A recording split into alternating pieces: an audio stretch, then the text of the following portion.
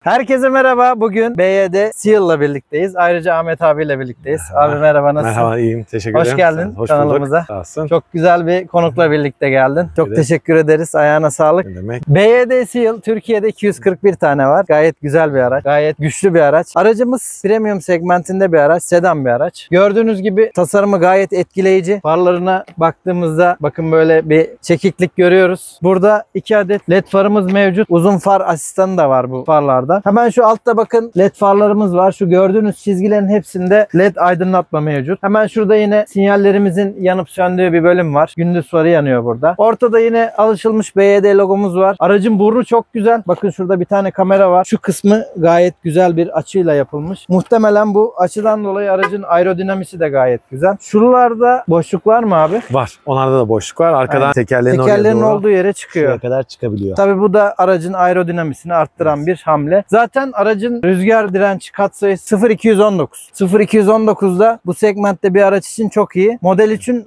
022, Porsche Taycan'ın 022, Model Y'nin de 022. Yani rüzgar direnci konusunda bu araç gayet güzel bir konumda. Bu aracın performansına ve sürüş dinamiklerine etki ediyor. Aracın önü bu şekilde. Kaputumuzda şöyle 2 tane çizgi var. Bu arada hemen kaputu açıp içindeki bagaj kısmına da bakabiliriz. 2 kere de çekiyorsun. Kaput açma tuşumuz nerede abi?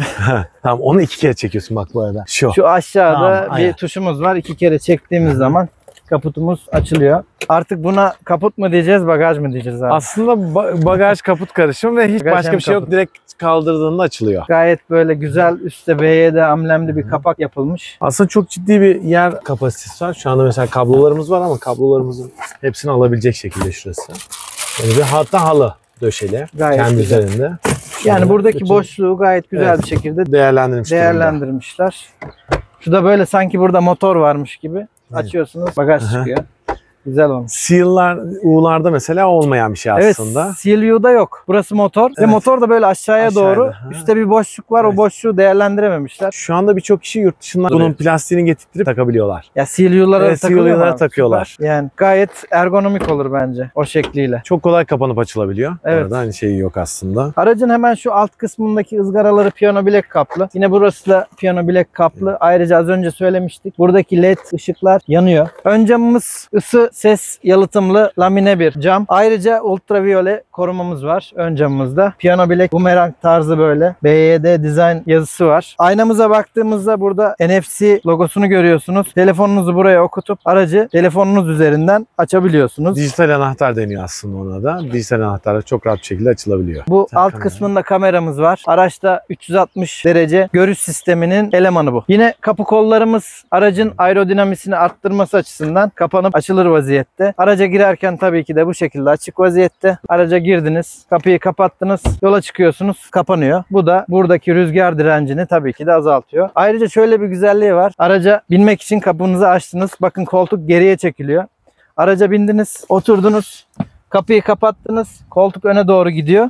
Bunu da sürüşe başlangıç desteği gibi düşünebiliriz. Gayet güzel bir şey. Araca rahat bir şekilde oturup rahat bir şekilde çıkmanızı sağlıyor. Yani özellikle benim gibi beli ağrıyan insanlar için bence güzel bir seçenek olmuş. Araca binip inerken çünkü zorluk yaşayabiliyoruz bazen. Arka yan camlarımız ve arka camımız karartılmış bir şekilde bizlere geliyor. Devasa bir panoramik cam tavanımız var. Bu cam tavanımız açılmıyor değil mi Ahmet abi? Hayır, hiç açılmıyor. Sadece görüş için. Model 3'tekine çok benziyor aslında. Onlarda da açılma yok. Perdesi var. Manuel olarak takabiliyorsunuz. Açılıp kapanan bir perde de yok. Diğer arabalardakiyle aynı aslında sistem olarak. Ama böyle ultraviyole yine korumalı sanırım. Evet. O yüzden hani güneş çok etkilemiyor sizi. Yani anladığım Muğla'ya kadarıyla. gittik işte. Yaklaşık Sıkıntı 32 yaşamadınız. derecedeydi. Hiçbir sıkıntı yok. Güneşten dolayı bir sıkıntı yaşamadık. Ama aracın içi de çok ferah. Sürüş Ferah, esnasında evet. böyle ferah hissediyorsun. Cam tavanın etkisi Yüksek. yadsınamaz. bu Arka noktada. tarafta oturuyorsanız zaten çok büyük bir genişlik var arka tarafta. Çok rahat bir şekilde izleyebiliyorsun arka tarafta da. Bu arada Etrafı. arka tarafı gösterelim. Evet. Ahmet abimiz, şöyle çek Ahmet abimizi. 1.90 boyunda, gayet maşallah boylu Teşekkür postlu. ederiz, sağ olsun. Bakın arkaya, bakın şöyle. Arkadaki diz mesafesini görüyorsunuz. Ben de bu arada 1.82'yim. Bakın. Devasa bir diz mesafesi var araçta. Bence gayet güzel. Çok rahatım şu an ben burada. Sırtımı yasladığım koltukta açısal anlamda gayet güzel. Bakın burada 2 adet USB'miz mevcut. Burada arka taraftakiler için de düşünülmüş havalandırma menfezimiz var. Sol dayamamız burada. Bakın gayet rahat. Koltuklarla geliyor. Ön koltuklarımız yekpare. Böyle yarış koltuğu tarzında tasarlanmış Spor bir koltuk. diye şey yapılıyor. Spor koltuk. Yine arka tarafı görüyorsunuz. Gayet kaliteli bir hissiyat var burada. Buralar Deriler deri, gerçek deri. Seal'la beraber yeni versiyonda gelecek 160 kW'lık olan versiyonundakiler vegan deri diye geçiyor. Sunni deri büyük ihtimalle olacak. evet, bunlar gerçekleri. Bu arada aracımız Excellence paket.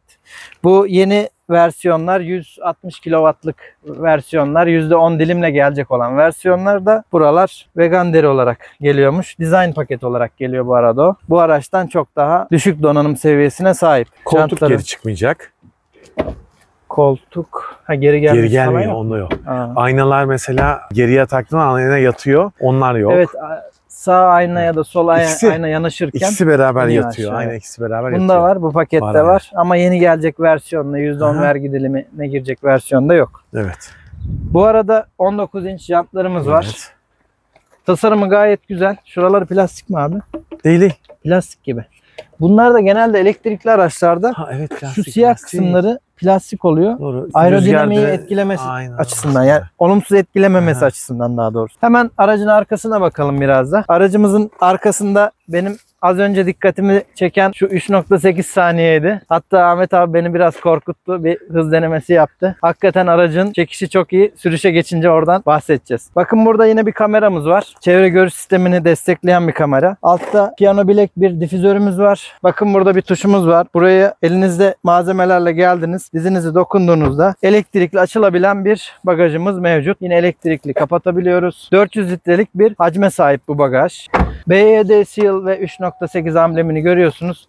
Lambaları da gayet şık bir şekilde dizayn edilmiş. Okyanus tasarımından ilham alıyor BYD. Şu an yanmıyor ama gece sürüşünde bakın gördüğünüz gibi şunlar zarif su damlaları şeklinde LED'den oluşmuş bir lamba. Yekpare bir stop lambamız. Gayet hoş gözüküyor. Yine aracın arka kısmında da bakın burada havalandırma kanalımız var. Bu da aktif bir şekilde çalışmıyor. Bu hava kanalı Seal'ın görselliğini desteklemiş. Yine bakın şurada bir piyano bilek marşpiyelimiz var.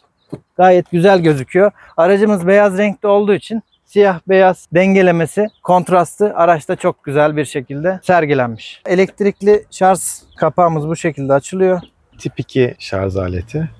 CCS Evet, 2 diye geçiyor. İki olduğunda şurada aşağıdan görünebilir ışığı. Aynen şurada bir Şu şey yapabiliyor. aydınlatması var. Şarj bölümü de bu şekilde. Aracın içinde zaten aracın şarj detaylarından da bahsedeceğiz. Evet. Anahtarla Ondan beraber atarsın yaklaştığınızda ışıklar yanıyor. Hı hı. Işıklar yandıktan sonra kapının düğmesine bastığınızda kapı açılıyor. Kapı açıldıktan sonra aşağıda devam eden bir ışık daha var. Bunun altında da bir ışık var. Yine bastığınız yeri O görebiliyorsunuz. normal mi şekilde. yanıyor yoksa bir logo Normal vesaire yanıyor. yok. Sadece değil mi? normal yanıyor. Yani Sadece aydınlatma ışığı. aydınlatma Evet, amaçlı. evet, aydınlatma Anladım. amaçlı. Bizim gözlemlediklerimiz bu şekilde. Dışı gayet yakışıklı aracın. Ama asıl önemli noktası aracın içinde tabii ki, sürüşünde. Hı hı. Şimdi aracın sürüşüne geçiyoruz. Evet, şu an aracımızın içine geçtik. Aracımızla yolculuğumuza başlayacağız. Hemen öncesinde hızlıca şu kokpitten biraz bahsedelim. Sonrasında yolumuza çıkalım. Bakın burada kristal bir vites seçicimiz var. Burada şu tuş auto hold tuşu. Şu tuş çapraz kör nokta uyarı tuşu. Kış moduna geçiş tuşu. Ses açıp kapama. Park Ekranı tuşu. kapatma tuşu var bir de burada. Basınca şöyle ekranımızı açıp kapatabiliyoruz. Burada modlarımızı değiştirebiliyoruz. 4 tane modumuz var. Sport, 3 Sport, modumuz var. Eco, normal, bir de kar. Kar yok burada. abi. Kar Burada. Yani modların içine koymamışlar. Şuraya basınca kar moduna geçmiş oluyor. Mesela CLU'da bu 4 moddu abi. Kar modu da vardı. Ha, bunda Snowfield yapmışlar. diye geçiyordu. Hı. Bunda ekstradan bir tuş olarak Evet. koymuşlar bunu. Yine dörtlü flaşör tuşumuz. Karşıda 15.6 inçlik multimedya ekranı bizi karşılıyor. Bu ekran dönebiliyor. Şuradan bakın, şu şekilde bastığımız zaman ekranımızı 180 derece değiştirebiliyoruz. Bunu nasıl kullanıyorsun abi mesela? Uzun yolda dik mi kullanıyorsun? Yok, Yan mı hep ben kullanıyorsun? yan yoksa hep kullanıyorum mı aslında. kullanıyorsun?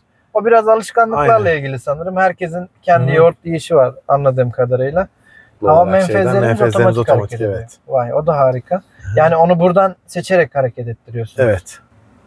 Ama şimdi gelecek. Mesela şu anda avoid dediğimde, kaçın dediğimde Bizim bunları gelmiyor. şey yapıyor. Şuradan gösterebilir aslında. Şu an kitlemiş durumda. Burada animasyonlu Aynen. şekilde de gözüküyor zaten. Hı. Havanın nereye doğru Şuradan swing dediğimde aktığını şu anda görebiliyoruz. dönüyor. Mesela şu an döndürüyor. Bu da gayet güzel bir özellik. Özellikle geçmişte bu arabaların tuşlarını çocuklar falan hep kırıyordu. Evet. Aynen. Oynanıyordu bir de. Hı. Bazıları zorluyordu falan. Bu güzel. Kendiliğinden otomatik ayarlanması iyi bir şey. Aracın hava kalitesi çok yüksek. Bu araçta 2,5 PM hava filtresi var. Bu 2,5 PM olayı nedir? 2,5 mikronun altındaki havadaki partikülleri seçebiliyor. Yani dışarıdan gelen egzoz dumanını içeriye almıyor kesinlikle. Bu çok önemli. Bir de araçta negatif iyon jeneratörü var. İngilizcesi anion. Purification varmış bir de. Temizleme yapıyor. Bu da Anında temizleme yapıyor. Şu an Mesela şu an içeriye kaliteli bir hava alıyoruz. Aracın kokpitinde çok sağlıklı bir şekilde güzel nefes alarak ilerliyorsunuz. Zaten elektrikli araçların dışarıya karbon salımı yapmaması gayet güzel. Doğamız açısından, sağlığımız açısından. Aracın kabin içinde de sağlıklı bir hava solumak tabii ki de çok büyük bir ayrıcalık. Koltuk ısıtmamız, koltuk havalandırmamız var aracımızda. Direksiyon ısıtmamız var. Ön camı söylemiştik. Ultraviyole korumamız vardı ön camımızda. Koltuk soğutması özellikle abi güzel bir şey bence. Deri koltuk aracımız, biliyorsunuz. Deri koltuklarda terletme yapıyor yazın özellikle. O noktada koltuk soğutmamızı açtığımızda gayet ferah bir şekilde yolculuğumuza devam edebiliyoruz. Bakın, koltuklarımızı buradan ayarlayabiliyoruz. Sürücü koltuğumuz 8 yönlü ayarlanabiliyor. Ayrıca 4 yönlü ayarlanabilir bel desteği mevcut. Yolcu koltuğumuzda 6 yöne ayarlanabiliyor. Deri olduğunu söylemiştik. Siyah ve beyaz olarak iki koltuk rengiyle Türkiye'ye geliyor. beyaz olan da çift renk var. Yani aslında çift. şey değil, hem siyah Tam hem beyaz değil Evet, yani. tam Siyah beyaz değil. karışık bir renk mevcut. Aracın iç malzeme kalitesi abi çok güzel. Ben bayıldım. Yani bu torpidonun üst kısımları, direksiyon simidi. Ben mesela CLU'da direksiyon simidini eleştirmiştim biraz. Görünüşü bana biraz basit gelmişti. Bu araçta çok sportif ve güzel olmuş. Ekranımız gayet sade ve güzel. 10.25 inçlik bir ekranımız var. Burada 15.6 inçlik bir ekranımız var. Animasyonları çok daha güzel bu aracın CLU ile karşılaştırırsak. Ki onunla karşılaştıramayız. Bu aracın segmenti premium segment. Navigasyon araç- geldiğinde oraya navigasyonda yansıtabilecekler şu anda. Ve Hı hı. önde head-up display'de de benzer şekilde sağa dönün, sola dönün, şu kadar metre sonra dönülmesi gerekiyor diye. Bakın head-up display de burada. Ahmet abinin söylediği. Böyle projeksiyon şeklinde yansıtma. Hemen şurayı da söyleyelim. 2 tane 16 watt çıkışlı burada kablosuz şarj cihazımız var. Ayrıca aracın alt kısmında USB girişleri var. Evet. Type-C girişleri. Bir tane Type-C, bir Evet. tane Type-C A. ve USB girişleri sanırım watt gücü olarak daha hızlı. Evet. Daha hızlı şarj olabiliyor. Buradaki 100 watt. 2 tane Aynen. kablosuz şarjdan Onları buradan kapatıp ziyade. açabiliyoruz istersek. Kısa menülerinden çok rahat bir şekilde ulaşabiliyorsunuz. Koltuk ısıtmadır, benzeri şeyleri de buradan rahat ulaşabiliyoruz. Koltuk Işıkları, brightness'a. Ses. Bu ekran arayüzü çok güzel olmuş Evet. bence. Şuradan istersek belli şeyleri de buradan ekleyebiliyoruz. Yukarıya eklenebiliyor. Hı hı. Çocuk algılamamız var. Mesela Çocuk algılama yine burada hemen gösterelim. Çocuk kilidimiz var elektronik olarak. Normalde arkadaki tırnağı her seferinde açıp kapatıp çocuk kilidini yaparız ama bunda elektronik olarak çocuk kilidini açıp kapatıyoruz. Kameramanımızı güvenliğe alalım. şunlar şey. Yine yukarıda led aydınlatmamız var. 2 tane burada, 2 tane de arkada var led aydınlatmamız. Dokunmatik. Dokunmatik bir şekilde çalışıyor. SOS tuşumuz var burada. Yine cam tavanımızı görüyorsunuz. Ultraviyole bir korumaya sahip. Birazcık karartmışlar. Yine burada otomatik karartmalı Hı. çerçevede bir dikiz aynamız var. Burada radarlarımız mevcut. Bir adet kamera var. Burada makyaj aynalarımız led aydınlatmalı. Şöyle yanlarında aydınlatma çıkıyor. Yolcu için de aynı şekilde. Araçta 12 adet Dyne Audio ses sistemi var. Bakın burada hoparlörlerimiz var yanlarda. Hemen şu kapıların şu kısmında. Bu arada şurada bagaj açma tuşumuz var. Bu yine burada bakın. Araç kapı kilitleme, açma, aynalarla ilgili ayarlar, ayna açıp kapatma. Aynalarımız otomatik ısıtmalı, katlanır, pozisyon kaydetmeli bu arada. Onu da söyleyelim. Son olarak da burada 2 tane ve arkadaki kolçakta 2 tane bardaklığımız var. Hadi hemen yola çıkalım. Artık çok sabırsızım abi ben. Tamamdır. Aracı test etmek istiyorum. Çok sabırsızlandım. Yolumuza çıkalım. Yani bu aracın değerleri kesinlikle çok iyi. 0-100 3.8 saniye çok güzel bir rakam. Ama sen daha 3.4'ler var diyorlar Evet. şu anda. vardır Hani- bence. Aha. Ya, yolun eğimine göre de değişir. Evet. Belki kullanım şekline göre, yol durumuna, lastiklerin konumuna ya da lastiklerin çeşidine göre de Evet. değişir. Yani müthiş bir değer ya. Bütün sıcaklıklar aslında etken. Yol tutuşunu etkileyen birçok şey var. Belki pistte denemek lazım bunu. Çok güzel değerler. Az önce Ahmet abi bana bir şaka yaptı. Nevrim döndü yani. Gayet güzeldi. Aracın süspansiyon sönümlemeleri çok iyi diyebilirim. Sert bir araba ama bence. Sportif bir araba olduğu için zaten böyle olması gerekli. Aracın izolasyon seviyesi üst segment olduğu için sert de olsa bu iniş çıkışları, çukurları hissettirmediği için konforlu hissettiriyor. Hafif bir zıplama oluyor ama dediğimiz gibi sportif olduğu için bu normal tabii ki. Dışarıdan ses almıyor gerçekten. O da çok önemli şeylerden birisi. İzolasyon çok güzel. Elektrikli araçta biliyorsun izolasyon ön planda olmalı. Çünkü zaten motordan gelen bir ses yok. Ve bu araç sert bir araç. Dolayısıyla izolasyonu çok iyi yapmaları lazım ki araç konforlu hissettirsin. Bu araçta bunu gayet güzel bir şekilde sağlamışlar. Yani CLU ile karşılaştırdığımda bu araç gerçekten sert ve sportif. Şu an kendimi çok genç hissediyorum abi. Evet Gençsin şimdi zaten. eyvallah abi sağ olasın. Hepimiz genciz burada. Rejeneratif frende bir high bir de standart vardı. Ben Evet. onun tuşunu burada göremedim. O Burada yok, mı ekrandan ayarlanıyor? ayarlanıyor. Hı hı. Normal frenler kısmında. Hı hı. Oradan ayarlayabiliyorsun ama ben genelde high'ı tercih ediyorum bunda ki daha fazla kazanabilelim rejeneratifte. Tek pedal kullanamıyorsunuz aslında. Tek ayak kullanamamanın belki bir dezavantaj oluşturuyor ama bir süre sonra alıştığınızda ne zaman frene basarsanız hani onda da önce rejeneratif devreye giriyor. Sonrasında diğer fren, gerçek fren devreye girmiş oluyor. Normal bir fosil yakıtlı bir araç gibi değil artık kullanımı. Elektrikli araçların kullanımı bir tık farklı ama alışınca da bırakamıyorsunuz. Evet. Hem performanslı kullanımda hem ekonomik kullanımda sizi kesinlikle tatmin ediyor. Bunu sen de en yakından deneyimledin Yaşayabiliyorsun zaten abi. evet. Yerden yüksekliği aslında 12,5 santim bu arada. Yani çok çok iyi bir seviye. Geçen gün bir BMW ile karşılaştık. BMW'nin çıkamadığı yerde bu çok rahat bir şekilde çıkıp konumlanabiliyor parklarda. Süper Sport'ta gibi hissettim abi biraz böyle. Zaten ona yakın bir araç. Hızlanmasıyla, performansıyla. Zaten premium segment bir araç. Aracımız 530 beygir gücünde 670 Nm torka sahip. 0-100'ü 3.8. Bugün çok 3.8 diyeceğiz herhalde abi. Çünkü en can alıcı nokta bu. 82,5 kW bataryaya sahip araç. 11 kW destekliyor AC'de. DC'de de 150 kW'a kadar destekleyebiliyor. Realde bir saatte tam %10'dan %100'e kadar çıkartabiliyorum ben. Yani şimdiye kadar deneyimlerde 150 kW'lık şarj kullanıyorum.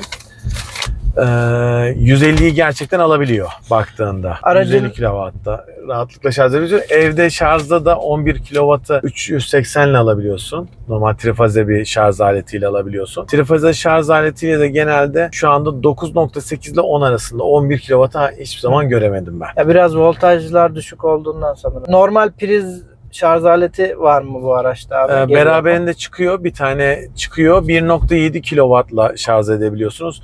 Belki 3.5'u desteklemiyor mu abi? 3.5 vermiyor bir şekilde. Onun haricinde bir tane V12 dedikleri Vehicle to Load diye o kabloyu rahatlıkla kullanabiliyorsun. Dışarıdan priz. herhangi bir malzememizi, elektrikli aletimizi Aynen. şarj edebiliyoruz. Geçen arkadaşım ise elektrikli mangal çalıştırıyor. Vay. Süper. Abi güzel, yani keyifli bir araç gerçekten. Evet. Aracın pil kapasitesi 82,5 kW demiştik. 520 kilometre karma menzil değerimiz var araçta. 600 kilometrede şehir içinde kullanırsak görebiliriz diye kağıt üzerinde söyleniyor. Bizim değerlerimiz ne seviyede abi? Ben şu anda yaklaşık 4300 kilometredir kullanıyorum. 4300 kilometredeki değerlerimiz 20.2 kW ortalama değerim ama çoğunluğu bunun şehir dışıdır. Ve hava durumuna göre de değişiyor tabii ki. Kış şartlarındayız şu an. Kış şartları bitmek üzere. O yüzden bir tık yüksek gibi gelebilir ama gayet normal yine de yani. Biraz da tabii araç yeni olduğu için basıyorsun. Biraz hızlı kullanıyorsundur belki. Aynen, onu denemek için her seferinde çok fazla oluyor. Ufak şakalar ilk binen kişilere. O yüzden bir tık yüksektir. Normalde 18.2 karma verisi var. 15.8'de şehir içindeki ortalama elektrik tüketimi değeri var aracın. Birkaç kere şimdiye kadar işte az aslında 18'leri 17'leri yakaladım ama çok mümkün olmuyor şehir dışına çıktığımız anda. Hava sıcaklıklarında. BYD'nin yeni tasarımcısı Wolfgang Joseph Iger. Bu Alfa Romeo'nun tasarım grubunun başındaki bir şahıstı. Sonrasında BYD'de başladı. BYD marka araçların tasarımları o noktada kesinlikle çok güzel diyebiliriz. Aracın dışından zaten bahsetmiştim. Aracın güvenlik özellikleri, güvenlik ekipmanları gayet dolu dolu. Araçta her şey var zaten. Onları tek tek saymayacağım. Ekrana yansıtıyorum. Görmek isteyenler görebilir. Otonom sürüş, şerit takip, şerit koruma, çapraz ön trafik uyarısı, çapraz arka trafik uyarısı, bunlar fren destekli. Bunlar var araçta. Aktif çarpışma freni var. ABS'si, ESP'si, auto hold'u, yokuş kalkış desteği, bunların hepsi var araçta. Yine bu bulunduğumuz bölgede orta kısımda bir tane airbag'imiz var. Orta yolcu sürücü arasında bir airbag var. Yan perde hava yastıklarımız var. Ön yolcu sürücü hava yastıklarımız var. Yan hava yastıklarımız var. Artı perde hava yastıklarımız var. Aracın sürüşü de bence gayet dolu dolu, tok. Direksiyon tepkileri çok yerinde. Yumuşak değil direksiyon. Bir tık sert. Süspansiyonların sert olması, direksiyonun sert olması, aracın da biraz sıkı olması direkt sportiflik karakterini arttırıyor araçta. Bu arada direksiyon hızlandıkça daha sertleşiyor. Daha sportif bir hal alıyor ve çizgisinden şaşmıyor. Aracın zaten tepkileri çok kemik gibi böyle. Gaza basınca direkt tepki veriyor ve esneme kesinlikle yok. Evet. Cell to body sistemi var. Yani altındaki bataryalar aracın şasisiyle entegre. Bu noktada bu ikinci bir şasi gibi görev alıyor ve aracın burkulma direnci çok düşük. Neredeyse yeni nesil süper spor arabalarınkine eşdeğer 40.500 Nm bölü derece olması lazım. Tam değerini hatırlamıyorum. Burkulma direnci aracın çok iyi. Onu da net bir şekilde ben şu an hissedebiliyorum. Araçta kesinlikle böyle bir esneklik yok. Direksiyon tepkimeleri çok net. Evet. Allah. Ki şu anda burada 60 kilometreden ya. Evet. Az önce gaza bir bastım. Şu an sport moddaymışız. Onu da ben görmedim. Yani araba çok deli bir şey. Allah. Bir de gaza bastıktan sonra çekiyorsun abi ama ona rağmen biraz daha gidiyor yani. Evet. Çünkü o ivmeyi bir anda sürükleyemiyor. Evet yani. Neyse, zamanımız azaldı. Bizim bugün biraz kameraların azizliğine geldik. Yola çıkıp birazcık gaza basalım abi müsaadenle. Tamam, tabii. Sonrasında da videoyu bitirelim. Araç çok güzel. Şaka makinesi gibi bir şey. Kesinlikle sportif almanızı tavsiye ederim. Bu aracın %10'luk 160 kW desteklisi de gelecek demiştik ama o bu zevki vermez abi. Aynen, vermez tabii ki. İmkanı yok. Yani bir Ferrari'den, Porsche'dan aldığın zevki bu arabadan alırsın. Rahat. Gerçekten eskiden ben birkaç kere Ferrari'ye binmiştim. Hani Ferrari'de benzer tepkileri alabiliyorduk. Şu anda bundan aynısını görmek güzel bir şey. Ve ulaşılabilir seviyelerde fiyatlar. Bir de ben elektrikli araçta şunu gördüm abi. Tepkileri çok daha net ve lineer. Mesela Doğru. vites yok. Vites Tek vites değiştirmekle uğraşmıyorsun. redüktörlü şanzıman var. Basıyorsun ve araç gidiyor, bu kadar Evet. basit. Yani hiçbir aktarım, geçiş lagı yok, boşluğu yok Evet. yani. Şu an yola çıktık, çift şeritli bir yola. Burayı birazcık atlatalım. Sonrasında ufaktan bir gaza basalım. Aracın marifetlerini görelim. Tıkır tıkır bir yoldan geçiyoruz bakın. O kadar izolasyon iyi ki içine ekstradan bir ses gelmiyor. Aracın son hızı 180 kilometre olarak geçiyor. Ama yokuş aşağı falan biraz daha yüksek Daha hızları gider. görebiliyor sanırım abi. Evet evet. Şu an 80 ile gidiyorum. 86 ile gidiyorum. Bir basacağım gaza şöyle hızlıca abi. Bas bas. Şu an. Of. Hissediyorsun şeyi. Abi çok iyi bir İvmelenme şey ya. hissediliyor. Vallahi çok güzel. Yani Gerçekten elektrikli araçtan o tatmin duygusunu alabiliyorsun. evet, kesinlikle. Yani ivmelenmesi çok iyi. Bir Taycan değil ama Yani özet olarak şarjımız bitiyor. Kameramızın ayrıca depolama alanı da bitiyor. Araç çok sportif ve çok güzel bir araç. Ben çok etkilendim. Bu tarz bir araç düşünüyorsanız, süper spor araç düşünüyorsanız bu araç sizi kesinlikle fazlasıyla tatmin eder. İzlediğiniz için teşekkürler. Ahmet abiye de tekrar sizin nezdinizde teşekkür ediyorum. Böyle güzel bir aracı bizim test etmemize izin verdiği için. ben teşekkür ederim. Her zaman bekleriz tabii ki. Teşekkürler. Yeni bir tane daha araba alırsak onları da deneriz tabii ki. İnşallah, inşallah abi. Herkese iyi günler, keyifli sürüşler. Hoşça kalın.